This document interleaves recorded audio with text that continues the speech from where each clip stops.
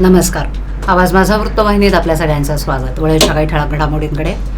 मताधिकार ॲपसाठी निवडणूक आयोगाचा सकारात्मक प्रतिसाद. निवडणुकीच्या कामासाठी 75% बसेस राहणार सेवेसाठी हजर आणि कोणतंही एक ओळखपत्र दाखवल्यानंतर मतदान करता येईल. सौरभ राव. ठाणे महानगरपालिका सार्वत्रिक निवडणूक 2025-26ची मतदान प्रक्रिया बुधवारी 15 जानेवारी रोजी पार पडणार आहे. या निवडणूक प्रक्रियेसाठी ठाणे परिवहन सेवेच्या मोठ्या प्रमाणावर बसेस निवडणूक कामकाजासाठी वापरण्यात येणार आहेत.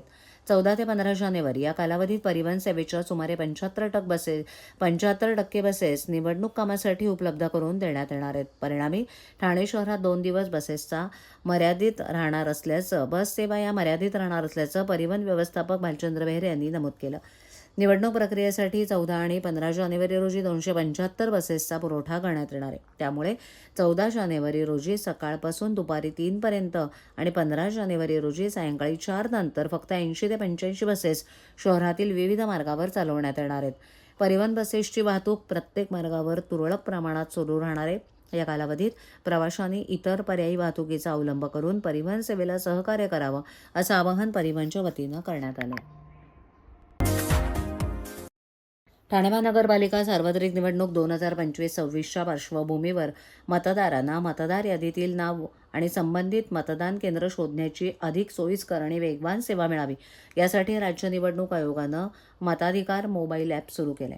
या ॲपमध्ये मतदार यादीतील मतदाराचा अनुक्रमांक उपलब्ध करण्याबाबतची विनंती ठाणे महापालिकेनं राज्य निवडणूक आयोगाला केली होती. त्याला सकारात्मक प्रतिसाद देत आयोगानं मताधिकार ॲपमध्ये महत्त्वाची सुधारणा अंमलात आणली आहे. या सुविधेमुळे मतदान प्रक्रिया जलद होण्यास मदत होणार आहे. या संदर्भात ठाणे महापालिकेचे अतिरिक्त आयुक्त 2 प्रशांत रोडे यांनी आयोगाकडे पत्रव्यवहार करून मतदारांच्या अडचणी निदर्शनास आणून दिल्या. मताधिकार ॲपवर विधानसभा मतदारसंघ क्रमांक, मतदार यादी भाग क्रमांक, प्रभाग क्रमांक आणि बूथ क्रमांक उपलब्ध असले तरी मतदाराचा यादीतील अनुक्रमांक नसल्यानं मतदान केंद्रावर मतदान अधिकाऱ्यांना संपूर्ण यादी तपासावी लागणार होती. त्यामुळे मतदान प्रक्रियेला विलंब होण्याची शक्यता होती. ही अडचण लक्षात घेऊन आयोगानं ॲपमध्ये मतदाराचा अनुक्रमांक दर्शवण्याची सुविधा सुरू केली आहे. त्यामुळे मतदारांना आपलं नाव यादीत पटकन सापडणार असून मतदान अधिकारी क्रमांक 1 यांनाही मतदार शोधण्यास कमी वेळ लागणार आहे.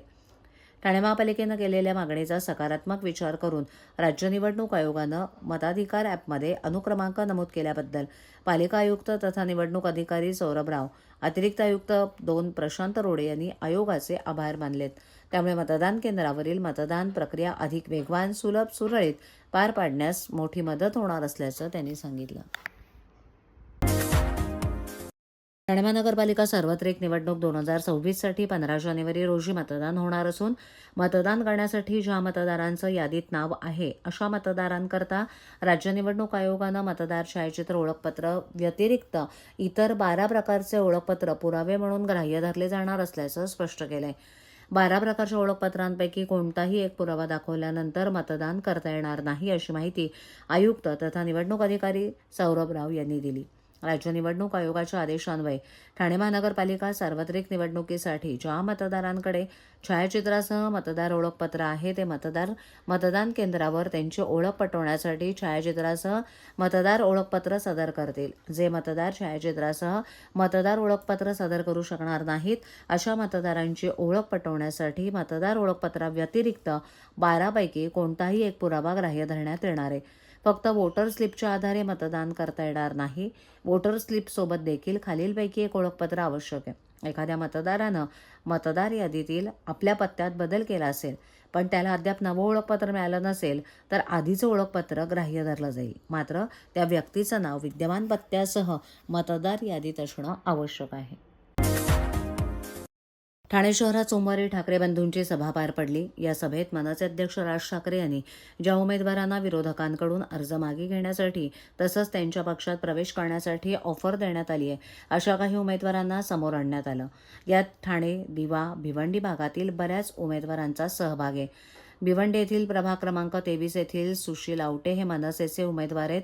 सुशील आवटे यांनी त्यांच्याच प्रभागातील भारतीय जनता पार्टीचे प्रस्थापित माजी नगरसेवक यांच्याकडून 1 कोटीची ऑफर देण्यात आली तसंच धमकवण्यात आल्याचं आवटे यांनी सांगितलं. तर दिवा शहर प्रभाग क्रमांक 28 मधून ज्योती पाटील या शिवसेना पक्षाच्या उमेदवार आहेत.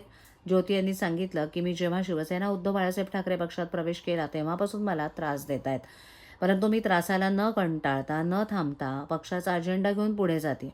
माझ्यासमोर विरोधक हे शिंदे गटाचे आहेत. शिंदे गटाचे 8 नगरसेवक आहेत आणि 8 नगरसेवकांना एक महिला ज्योती पाटील भारी पडते आणि कुठेतरी माझ्या प्रचाराचा धसका घेऊन मला त्यांनी 3 कोटीची ऑफर द्यायला सुरुवात केली. तर प्रभाग क्रमांक 20 मधून निवडणुकीच्या रिंगणात असलेल्या राजश्री नाईक या उपमुख्यमंत्री शिंदे यांच्या पक्षातले उमेदवार नम्रता पमनानी यांच्या विरोधात उभ्या राहिल्यात. नाईक यांनी सांगितलं की गेली 8 वर्ष पमनानी यांनी प्रभागात लोकांच्या ज्या समस्या आहेत त्या सोडवलेल्याच नाही आहेत. त्यामुळे या प्रभागातील लोक त्यांच्यावर नाराज आहेत. प्रचार करताना मला मिळत असलेला प्रतिसाद यातून लोकांची नम्रता त्यांच्यावर असलेली नाराजी दिसून येते. त्यामुळे त्यांच्या पक्षाकडून मला ऑफर दिली जात होती. त्यांनी मला 5 कोटी रुपयांची ऑफर दिली, त्यासह घर, गाडी हे सगळं देतो, पण तुम्ही उमेदवारी मागे घ्या असं सांगण्यात आलं. पण मी माझ्या पक्षासोबत एकनिष्ठ असून ही ऑफर नाकारली, असं राजश्री नाईक यांनी सांगितलं. ठाणे, नवी मुंबई आणि मीरा भाईंदरमध्ये राहणाऱ्या नागरिकांसाठी एक महत्त्वाची बातमी आहे. आगामी महानगरपालिका निवडणुकीच्या पार्श्वभूमीवर प्रशासनानं सुरक्षेच्या कारणास्तव ड्राय डे जाहीर केला आहे.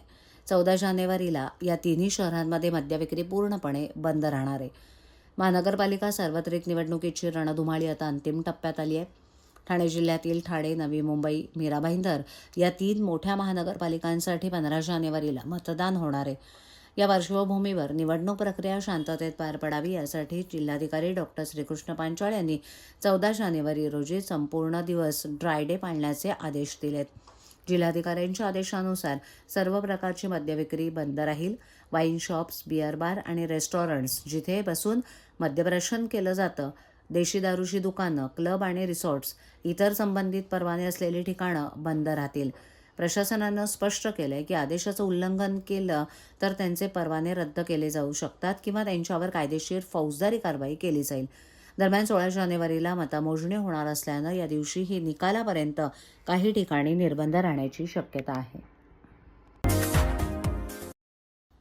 आमची युती ही जागा वाटपासाठी नाही तर मराठी माणसाला जागं करण्यासाठी आहे, असं ठामपणे सांगत निवडणुकीच्या पार्श्वभूमीवर घराघरात पैशांची पाकिटं फिरत असून कोट्यवधींच्या ऑफर्स दिल्या जात आहेत, असा आरोप उद्धव ठाकरे यांनी सत्ताधाऱ्यांवर केलाय. ठाण्यात गडकरी रंगायतांसमोर आयोजित संयुक्त सभेत शिवसेना उद्धव बाळासाहेब ठाकरे पक्षाचे प्रमुख उमेदवार प्रमुख उद्धव ठाकरे यांनी भाजप आणि शिंदे गटावर चांगलेच तोंडसुख घेतलं. ठाकरे पुढे म्हणाले की उद्योगपतींच्या प्रभावाखाली देश आणि राज्य चालवलं जातंय. विकासाऐवजी विनाशाची गती सुरू आहे. मुंबई ठाण्याची आर्थिक आणि प्रशासकीय वाताहत झाली असून महापालिकांची तिजोरी रिकामी केली जाते, अशी टीकाही त्यांनी केली. कल्याण डोंबिवलीतल्या प्रभाग क्रमांक 29 मध्ये घराघरात पैशाची पाकिटं जात आहेत. आता निवडणुका संपल्यात, नेमणुका सुरू झाल्या आहेत. देशाचे पंतप्रधान देश चालवत असतील असं वाटत नाही. राज्याचे मुख्यमंत्री राज्य चालवतील असं वाटत नाही.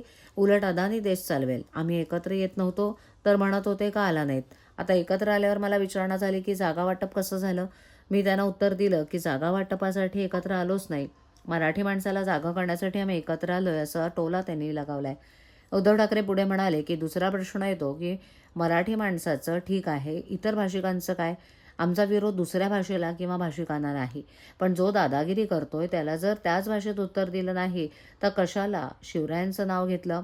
जे दादागिरी करतायत त्यांना कानपटवलं तर चुकलं काय. मराठी आमची आई आहे, हिंदी आमची मावशी आहे. मध्ये एक गद्दार बोलला की आई मेली तरी चालेल, तुमची हिंमत कशी काय होते. मोहन भागवत म्हणत आहेत ना, कुटुंब वाढवा मग वाढवा की कुटुंब. त्यातल्या किती जणांना नोकरी लावणार. जो माणूस शिवसेनेशी गद्दारी करतोय तो आता मराठी माणसांशी गद्दारी करतोय. या गद्दारानं जमीन दिल्यावर बावनकुळे म्हणतायत की ही वनजमीन आहे, मला माहिती नव्हतं, मग कशाला तिथे बसला आहात, असा सवाल उद्धव ठाकरे यांनी केलाय.